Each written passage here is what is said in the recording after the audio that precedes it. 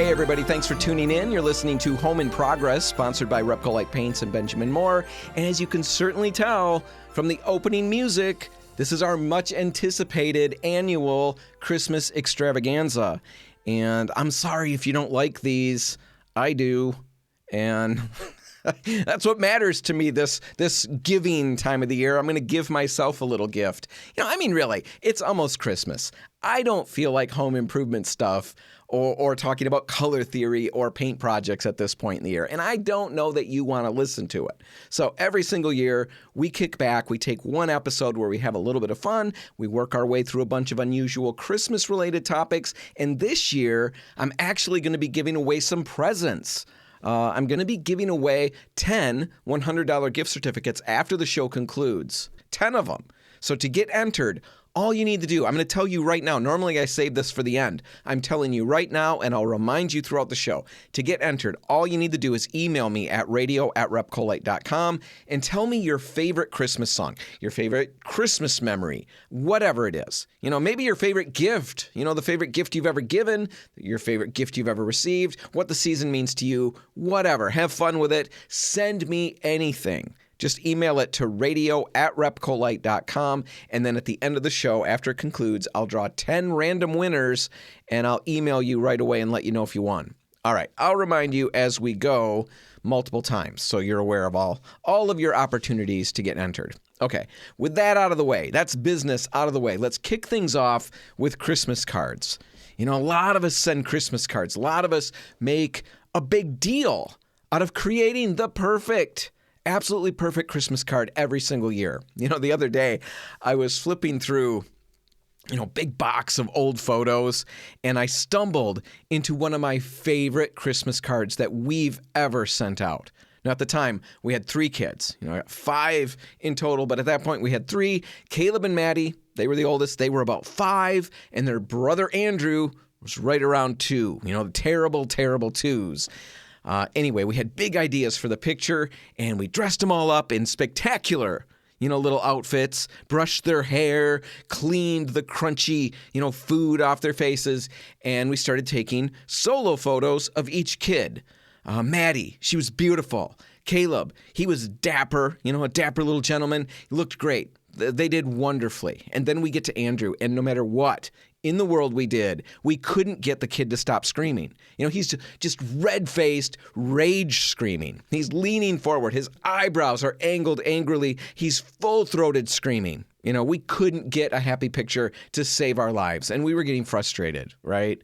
Anyway, the idea with this particular card was going to be separate photos of each kid mounted on this nice Christmas background, right? Everybody smiling, everybody happy, and then we'd put a nice little happy message with it. Well, when we couldn't get Devil Boy to stop screaming and hollering, inspiration struck me. I snapped a picture of the angry, screaming kid, and then I slapped that one on a card with the other 2 happy kids. We put a message on it that said, "May the joy that we experience every day in our home be with you this Christmas season." And then we mass-produced that card and sent them out to all our friends and family. All the fancy, perfect Christmas cards that we've ever made, I can't even remember them. But this one was absolutely sheer gold because of the screaming kid. Anyway, Christmas cards. That's really the whole point of that, Christmas cards. Nowadays, there's something that everybody sends out and have been we've been doing that as people, as a collective group of people for ages. And if you don't send them out, people do notice, right? I don't mean to pile on more pressure, during a season where there's already too much pressure, but people do log these things. We used to have a spreadsheet that I kept up to find out who was sending us cards and who wasn't. Now, I'm not saying that didn't solely determine how we treated those people, as the year unfolded, but I'm not really saying that it didn't figure in to how we treated them. Anyway, Christmas cards. They're kind of a big deal, but did you know that they weren't always viewed that way? In fact, when they were first introduced, people were furious about them. Here's the scoop. Because people, before I say why they were mad, I just think it's funny that people get mad about everything. We sometimes think, I don't know about you, I can't say you, I sometimes think that, the world has just gotten angrier, right? People are more upset than they used to be. Used to be calm and cool and collected way back when. But nowadays, everybody's amped up. Everybody's looking for a fight. No, they were mad about Christmas cards. Not mad because they didn't get them. They were mad because they did, right? That's how mad people were back then. I could have sent Andrew's angry, screaming Christmas card back then, and they would have thought, yeah, this is how we feel getting this stupid Christmas card. Anyway, here's why they were mad. The first commercially produced Christmas card, it appears in 1843 in England. It was designed by artist John Calcutt Horsley and commissioned by a guy. I got hung up. I'm sorry, I paused. When I said Horsley, my brain played pictures of Mr. Ed, the talking horse, and I was going to make a joke about that, but I figured that's not professional. But I couldn't get my train of thought back, so I paused, and now I've just really wrecked everything. I'm going to start over. It was designed, the very first Christmas card was designed by artist John Calcutt Horsley, not anything connected with Mr. Ed, and it was commissioned by a guy named Sir Henry Cole. And here's an important detail about Sir Henry Cole. That guy was busy. All right, he was busy. He was well-connected, socially active. He was completely overwhelmed by holiday correspondence because in Victorian England, if somebody sent you a Christmas letter, you were expected, you were socially obligated to write back, by hand, with ink from an inkwell and in fancy, looping penmanship. And on top of all of that, you had to be sincere. You had to be witty. You had to be heartfelt. You had to be loving. And thankfully, Sir Henry Cole basically said, nope, I don't have time for this kind of thing. And you know what? I don't think other people do either. So with that in mind, with those thoughts swirling in his little brain, he goes out and commissions a printed card with a simple message wishing people a Merry Christmas, and then he had 1,000 cards printed up. He sent some of them off himself, and then the rest he sold to the public. And once people saw them, especially people who were just as busy or just as socially entangled as he was, when they saw him, the idea really started to spread fast.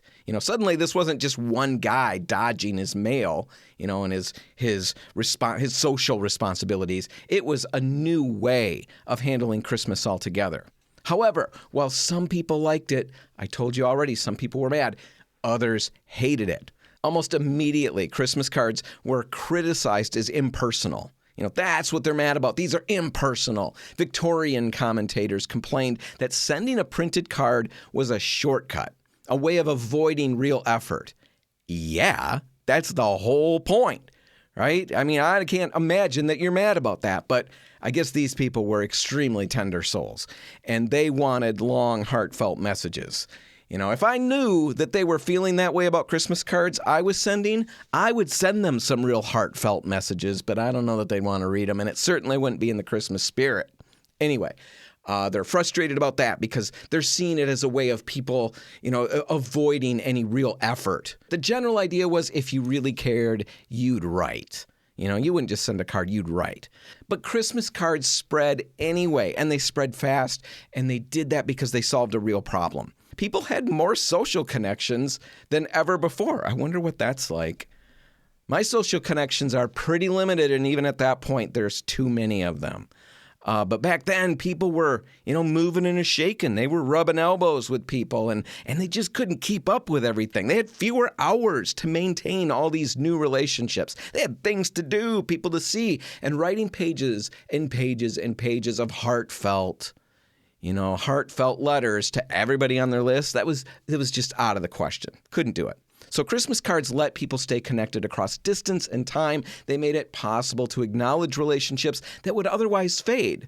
And slowly, because of that, the criticism softened. And what had once been dismissed as a lazy thing started to look practical, right? People started to realize this is a good way to go. It started to look thoughtful because not sending anything, that was way worse than just sending a card. And then over time, the whole Christmas card thing flipped entirely on its head. It went from being a social shortcut to being a social obligation. From something suspicious, they must not care enough, something that was, kind of making me mad, to something I'm expecting. I'm going to the mailbox every day. Where's my card from so-and-so? Haven't seen it yet. I'm going to put them on my spreadsheet. They're going to be sorry if they don't get me a card, right? That's how it changed. And today, if somebody sends you a Christmas card, you're certainly not thinking, wow, that's impersonal. What a jerk this person is. You think, that was nice of them. Or if you're like me, you think, oh, no, I didn't send them anything. Now what? Maybe I'll text them. Does that count? Can I text? And that's where we're at right now. And the same debate is raging. Are texts less personal than phone calls? Yeah, but they're quicker, right? That's a plus. Are emails worse than letters? We ask all these questions. Every single new form of communication starts out as kind of suspicious, or kind of, suspicious is the wrong word. Impersonal, that's probably a better way to think about it. We worry that it's hollow, that it's lazy, that it's replacing something that was more meaningful. And then slowly, thank goodness, these things become normal. Christmas cards didn't ruin Christmas. They didn't destroy sincerity. They just adapted it to a world that was getting bigger and busier. They weren't perfect, but they were human. And in the end, that's why they stuck, in one form or another. And that's why someday we'll all be sending Christmas texts, and that will be good enough. And eventually, those texts will be reduced from actual words to just an emoji. And we won't feel, that we got the short end of the stick when we get a smiling emoji for Christmas. We'll feel like, wow, that's exactly what I was hoping for. All right, that's enough of that. Many of us can't wait for Christmas songs to start playing on the radio every single year. And others of us, we want to hold off Mariah Carey as long as is humanly possible. Either way, wherever we land in that debate, few of us probably think about the days before radio, the silent days of Christmas. So let's go back to the day that Christmas hit the airwaves for the very first time. And we're going to do that right after this.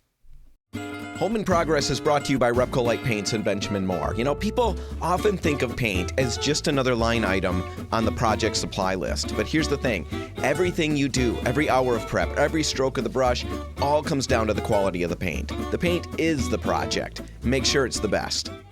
Well, we're just kicking off our Christmas Extravaganza 2025. And as I mentioned in the last segment, at the end of the show, I'm going to give away 10 $100 Repco Light gift certificates. And to get entered into that contest, so you can win one, just send me an email right now or anytime throughout the show. You email radio@repcolite.com and you tell me your favorite Christmas memory, your favorite Christmas song, favorite tradition, favorite story, whatever. As long as it's Christmas related. Send those emails to radio@repcolite.com, and then after the show concludes, I'll draw 10 random winners, and I'll email you right away to let you know. And I may email respond to everybody. So just because you get an email from me, don't freak out and think you won. You got to read the message to find out. Either way, you won because I'm reaching out to you.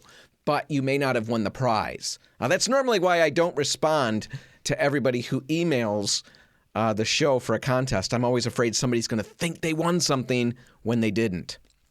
All right, Christmas music. It's ubiquitous, right? It's everywhere you look, everywhere you listen, everywhere you listen. The grocery store, the coffee shop, the car, you're driving around.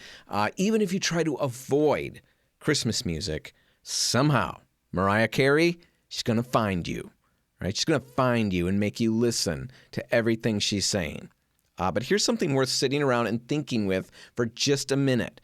For most of human history, Christmas was actually pretty quiet, right? No background music, no shared soundtracks, no Bing Crosby, no Mariah, nothing, really, except the sounds of song and voice that you could generate on your own, in your own family.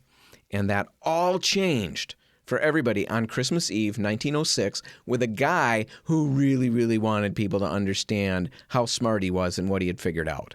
All right? His name was Reginald Aubrey Fessenden. He was Canadian-born, working in the United States. He was briefly employed by Thomas Edison. And by most accounts, Fessenden was brilliant and difficult. The best of us are, right? The smarter you get, the harder you are to tolerate. He was convinced he was right about pretty much everything, everything. And that's really annoying for all his friends and acquaintances. No matter what subject came up, good old Reg, he just knew better, right? He had something to say about everything, I'm sure. And we all have a Reg in our lives. Sometimes we're the Reg in our lives, right? In other people's lives anyway. And to be honest, in the grand scheme of things, it's more fun to be Reg than it is to endure Reg. So if you've got to choose, you'll have fewer true friends, but you'll have more fun at parties if you're the Reg. Anyway, good old Reg Fessenden. He thought he was pretty much the smartest guy in every room that he walked into. And what probably made him harder to tolerate than just that is that he was usually right about it. The guy was brilliant. One of the areas where he really demonstrated his smarts was in terms of radio. Now, we don't even think about radio anymore. We're just so used to radio and streaming and Wi-Fi and Bluetooth and all of these different technologies that we rarely think how crazy the concept really is, or at least how crazy it seemed, a long time ago. I mean, way back when, radio, what they called wireless, was considered a near miracle, yet it was basically just a fancy telegraph. I don't know that everybody realizes that, but when you hear people talking about the wireless, originally what they're talking about is something that really could only send and receive, signals in one way. On and off is the concept. It can be beeps, clicks, Morse code, but that's it. And that meant one thing very clearly. You can't send sound over the wireless, not sound like the human voice. The human voice isn't an on-off kind of a thing. Music isn't on and off. They're continuous waves. Their shape, tone, vibration, all of that. It's not an on-off thing. So that's radio back then. That's how it worked in Reginald's day. Just beeps and, basically Morse code. But he was adamant that it didn't need to be limited to just that. And even though most people assumed that voice transmission over radio just wasn't possible, good old Reg, the smartest guy in the room, the guy who knows better, he believed it was and he persevered. And eventually, because he really was as smart as he thought he was, he eventually figured out the answer. And he discovered that instead of interrupting the signal, triggering the on and off, the dots and dashes kind of effect, instead of doing that, you could ride sound on top of the signal. All right, you take a steady radio wave. I'm not going to get all sciencey here. I'm going to do my best to not to dumb it down because you're an incredibly brilliant audience. I'm going to make it as simple as possible. You take a steady radio wave, something continuous and unbroken, and then you modulate it. You shape it. You let the vibrations of a human voice change the strength of that wave as it travels. So the signal stays on the whole time, and the information is carried in how it moves. So think about it like ocean waves. The tide is steady. That's the radio signal. Your voice is kind of like the wind on top of it, shaping the size of the waves. That's amplitude modulation, or shortened, it's AM radio. And that insight changed everything. All right, so that's what he came up with. That's his idea. But how did he bring, sound and voice and music to Christmas? Well, that part of the story happens with a first ever Christmas Eve broadcast that Reg airs. Now, what we actually know about what happened the night that he aired this broadcast is a little bit sketchy. We know enough to be confident that it really did happen, but we don't know enough to really build a beautiful made-for-TV movie out of it. We do know that it happened on Christmas Eve, 1906. We know that it came from Brant Rock, Massachusetts. That's where he broadcast from. We know that it used a continuous wave transmitter, something that was radically different from the on-off spark transmitters that everybody else was using. And we know that it carried music and spoken words in a way radio simply hadn't done before. That part isn't in dispute. What's less clear is pretty much everything else, and which is really too bad because it would make for an amazing, fun story. But we don't have all those details. We do have some info, though, that helps us flesh it out a little bit. We know that this wasn't spontaneous. That Reg wasn't just sitting around one day and flipped on the microphone and just started talking. He'd been working towards this voice transmission for years, and this particular event was a very deliberate demonstration of the technology and what he could do. But it also wasn't a broadcast in the modern sense. There was no studio, no established audience, no expectation that this was going to make headlines the next morning. Radio didn't have listeners yet. It had operators, but not really listeners. Nobody was listening for entertainment. It was work. So basically, if anybody knew to listen for this broadcast, it would really have only been a very small group. Wireless telegraph operators on ships and possibly a few coastal stations. Now, at most, they may have been told something like, hey, keep your equipment on tonight. You might hear something kind of unusual. That's about it for the prep and the marketing of the event. But think about it for just a minute. because it's so intriguing to me. I love firsts. Well, yes, I love hearing about firsts. I don't necessarily want to be involved, in a first of anything, unless it's something really amazing. But like the first surgery to have such and such removed from your body. Not big on being the first for that, but the story is interesting. Just thinking that somebody thought, I can pull all of these intestines out and set them aside and do some work over here and put everything back in place. Let's try that. That first one, that's really intriguing. Just not to be the person, but to hear about it. So I love thinking about this first broadcast. Imagine being a ship's radio operator in 1906, okay? You're trained to listen for beeps, clicks, patterns. That's it. That's your entire world. That's all you've ever heard through the headphones that you're sitting there, monitoring. Then you get this night, Christmas Eve, 1906. You're sitting around, you're monitoring your equipment, you're minding your own business, you're thinking about parties or whatever. I wish I was home. I wish I was unwrapping presents. I wish I wasn't here. Whatever. And then all of a sudden, something comes through the static that's completely unexpected. It's not beeps or anything like that. It's actually human voice. And then you hear music, a violin playing something like "Oh Holy Night." It had to be absolutely an incredible moment, stunning. Yet the only info, frustratingly, the only info we have is that a number of wireless operators talked later about how it was impossible. They couldn't understand how this was happening. They couldn't believe what they were hearing. Some thought their equipment was malfunctioning. Others reached out to nearby operators to see if they were hearing the same thing. There's some stories of people saying, my goodness, this is a human voice.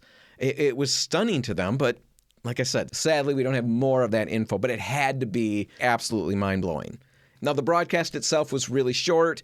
Again, I don't have that information. There is a reproduction of what people think it might have sounded like. I'll link to that in the show notes. It's really interesting, and it's well done. I mean, it's going to give you a vibe, and it's really got a cool feel to it. Especially listen to that reproduction with the idea that all you've ever heard coming through speakers before or through the headphones over the wireless are beeps and clicks. Now imagine hearing this violin, on Christmas Eve. It had to be really, really powerful. Now, of course, it takes time to develop and mature and to find its way into homes, right? In 1906, radios were expensive, they were complicated, they were rare.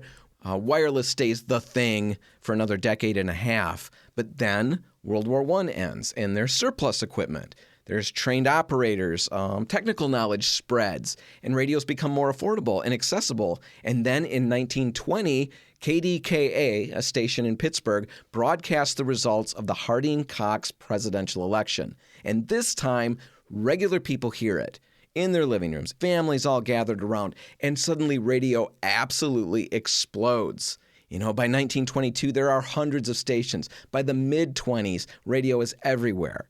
And in regards to Christmas, radio does something almost magical to the holiday. Again, think about it. It creates shared time and shared experiences. Before radio, Christmas was really, really local. Whatever happened in your house was the experience.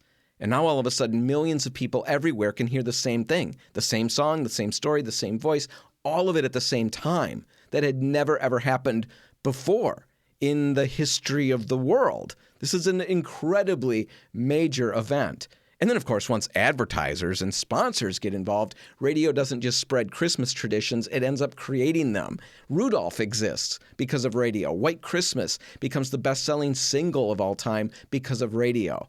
So when we talk about Christmas music being everywhere today, inescapable even, it's worth remembering this. 120 years ago, none of this existed. Christmas was quiet. And then somebody figured out how to send a human voice through the air without turning the signal on and off. And that one technical breakthrough didn't just change communication, it changed how we experience time and memory and togetherness. It took something that used to happen only in your house and made it happen everywhere at once.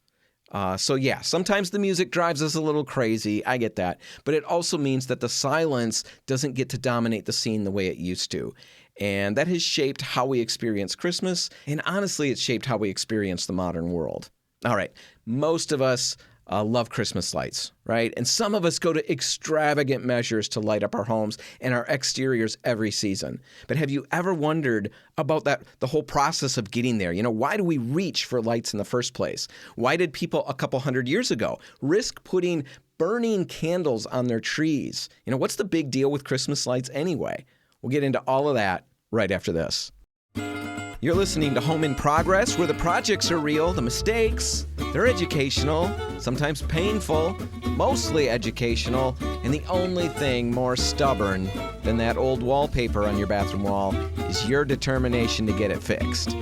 Proudly sponsored by Repcolite Paints and Benjamin Moore. Paint with a purpose, people who care, and everything you need to get the job done right. Well, we're wrapping up our Christmas Extravaganza 2025. And before I get to the last segment, as I mentioned in, pretty much the rest of the show, all the earlier parts of the show, at the end of the show today, I'm going to be giving away 10 $100 Repcolite gift certificates. If you want a chance to win one of those, all you need to do is send me an email right now. Email radio@repcolite.com. Tell me your favorite Christmas memory, your favorite Christmas song, maybe your favorite Christmas tradition or story or anything. Honestly, if you can't think of anything like that, just tell me a topic that you'd love me to cover in a future episode. Put all of that or any of that in an email and send it to radio@repcolite.com, and then I'll draw 10 random winners around 9:15 or so this morning. And then I'll alert you right away as to whether you won or not. All right, Christmas lights. They're pretty cool, right? Lots of folks invest huge amounts of time and energy into planning and decorating their homes with them every single year. And then another group of us, a large group of us, spend a lot of time driving around and judging how well these folks did. My family loves this game. And I know you all do the same thing. We all judge everybody all the time. We walk past or drive past houses and we're scoping them out. Do they pass the test? Do they fail? Do we like that combination of lights over there? Do we like those colors, or are those a little gaudy? Those might be a little gaudy. What do you guys think? What about the flashing lights over here? Are we up on those? Do we like them?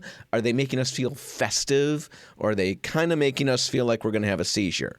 We do that all season long. We love it. Anyway, Christmas lights. They're so much a part of our modern Christmas celebrations that I really doubt many of us spend a lot of time thinking about the fact that for most of history, having Christmas lights actually meant toying around with potential life-altering fire damage and destruction. Right? If you were going to win any home decorating contests back then around the Christmas season, you had to be willing to run the risk of burning your house to the ground. Because remember, having lights on a tree until relatively recently meant literal candles and open flames on dry pine branches. So when I think about that, a ton of questions come to mind. First, why did people decide to add lights to Christmas trees in the first place? What made them think it was okay to do that, to bring those lights in with candles? What did they do to keep it safe? And then, how did we get from candles to electric lights? I mean, we all know it's the natural flow of progress, but there was a first time that people saw electric lights on the tree. What was that like, and how did it move from there and end up in all of our homes? So let's look at all of that, and let's start here. Why did people start adding lights to the tree, and what made them think it was okay to do that with candles? Well, first off, the reason for adding lights goes way deeper than just thinking it looked pretty. There's a lot of symbolism and hope and belief wrapped up in the lights. Darkness back then was way different than darkness is now. You can just hear the old timers if you listen. Back in my day, the darkness, it was really dark, not this wimpy darkness that you've got today. Right? Can't you hear the old people just saying that at all the family get-togethers? I can. But as silly as that concept kind of sounds, it was actually true. Back in the day, that darkness was dark. I mean, there's no streetlights. There's no glow, from neighboring houses. There's no cars going by on a regular basis. Once the sun went down, the world went pretty dark. So light wasn't just decorative. It was psychological. It pushed back against something people genuinely feared. And humans have been fighting winter darkness for ages. Long before Christianity was prevalent in Europe, people celebrated the winter solstice with fire and light. The Yule log, bonfires, candles in windows, and so on. And then when Christianity spread through Europe, it didn't erase these traditions, it redeemed them. The church took that ancient human need, light in the darkness, and it gave it new meaning. Christmas falls right after the winter solstice, the darkest point of the year. And Christianity said this is when the light of the world enters the world. Christ is that light. Hope is breaking into the darkness. The candles on the tree weren't just pushing back the night anymore. They were actually representing something eternal and something incredibly hopeful. And for people whose faith shaped pretty much every part of daily life, that symbolism wasn't abstract, it was essential. They knew there was danger in putting candles on the tree, but the meaning or the symbolism justified the danger. And also, when it comes to understanding how or why they would accept that risk so readily, we should remember a couple of things that it kind of puts it in perspective. First off, the folks that lived in this world, they lived with fire all the time. Homes were heated by open flames. Food was cooked over fire. Candles and oil lamps were the only source of light after sunset. So fire wasn't an unusual danger like it kind of is to us now. It was pretty much a daily companion. So lighting a tree with candles didn't feel as completely foreign and nuts to them as it does to us. And to keep things as safe as possible, here's some things I wasn't aware of. I should have, I guess if you just think it through for more than 2 minutes, you'll come to this conclusion. But I never thought it through for more than just a couple minutes. Anyway, the tree wasn't lit all night long, with the candles. It's not like what we do now. The tree was basically lit very briefly, often for just a few minutes and usually only on Christmas Eve. The family gathered together. That one kid, we've all got that one kid or maybe more of them in our home who knocks everything over and breaks everything. That kid was probably locked away in another room somewhere. But the rest of the family would gather. They'd light the tree. They'd have a moment, probably say a prayer, sing a song, and then they'd put the candles out. And on top of that, most of them had water ready to go, just in case. So those are the beginnings, and then we move into the 1800s, and we start to get some safety improvements, but it's not like they're really knocking it out of the park here, so don't get too excited. For example, you get candle holders, little clip-on devices, little metal mounts that will hold the candle upright, but you're still clipping them, burning candles onto pine branches. So it was all baby steps at that point. The big shift started in the late 1800s when electricity began to slowly make its way into homes. Then, in 1882, Edward H. Johnson, the vice president of the Edison Electric Light Company, Edward H. Johnson decorated a Christmas tree in New York with 80 electric light bulbs. And not only that, he did it with incredible flair. The bulbs were red, white, and blue, and the tree actually rotated on a revolving pedestal. Now, the display that he set up drew a crowd, it drew the press, and everybody was excited because at the time, electric lighting itself was still new and exciting, and nobody had really ever seen a Christmas tree put together. There are newspaper articles we can still find today where they recount, just this amazing thing that they were viewing, seeing all these lights on a tree. They found it, the people who were writing the articles found it to be one of the most beautiful things they'd ever seen in their lives. It was that exciting. But even with all that, even with the fact that it looked amazing, the costs and the fact that most homes didn't have electricity kind of made the whole idea of Christmas lights, electric ones, non-starters. Candles, even with all their problems, were still cheap, they were still familiar, and so for a while yet, they persisted. In fact, for about another 25 years, candles were still the primary way that most people lit their trees. Then, finally, by the early 1900s, as electricity becomes more common in the cities, you start seeing electric Christmas lights show up more often. The biggest step to get us to, where we are today, that biggest step came in 1917 when a teenager named Albert Sadaka thought to repurpose the white novelty lights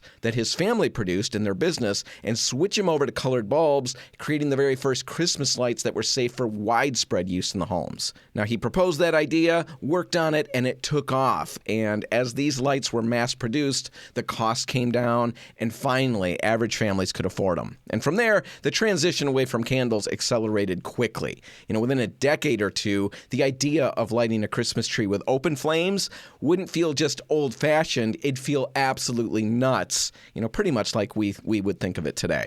And as those lights became more and more popular and began to see more and more use, something really interesting begins to happen. Just like we talked about with radio and how that changed the vibe of Christmas. With the lights, the whole vibe of Christmas starts to change. Electric lights make the Christmas tree less of a brief, supervised moment and more of an all-night glow. You can leave them on the entire Christmas season. You can enjoy them all of that time safely. You can sit in the living room and let the tree be a part of the atmosphere, not just an event that you risk your life and your home for. You don't need 12 buckets of water sitting in the living room just in case. Anyway, once the indoor lights became reliably safe, the next obvious step was to go outdoors. And that brings us to where we're at today with all of the crazy, chaotic and amazing Christmas light displays that we see all around our neighborhoods this time of year. All right, there you go. That's going to do it for this episode of Home in Progress. The next 2 weeks are going to be a couple of best of shows that I'll put together, and then starting January 10, we'll be back with new stuff. Now, I want to wish all of you from all of us at Repcolite a very Merry Christmas and a Happy New Year. And don't forget to get your emails in if you want a chance to win one of 10 $100 Repcolite gift certificates. Email me right now at radio@repcolite.com and tell me something about your favorite Christmas or your favorite song, your favorite Christmas song, or even tell me some topics that you'd love me to cover on new episodes as we start 2026. I'll be digging through all of the emails I've received from the beginning of the show until about 9:15 this morning, and then I'll pick 10 random winners. Remember, though, I'm going to respond to all of these emails. So just because you get an email back from me, don't assume you won, only to end up being disappointed. The message was going to tell you if you won or not. So when you see an email come, you still got to read it to find out if you won. Don't get all pumped up and think you're a winner and then be disappointed. I hate to bring disappointment. So get those emails into radio@repcolite.com. You've got a few minutes yet. All right, everybody have a great weekend and a blessed Christmas, and I'll see you next week. I'm Dan Hansen for Home in Progress. Thanks for listening.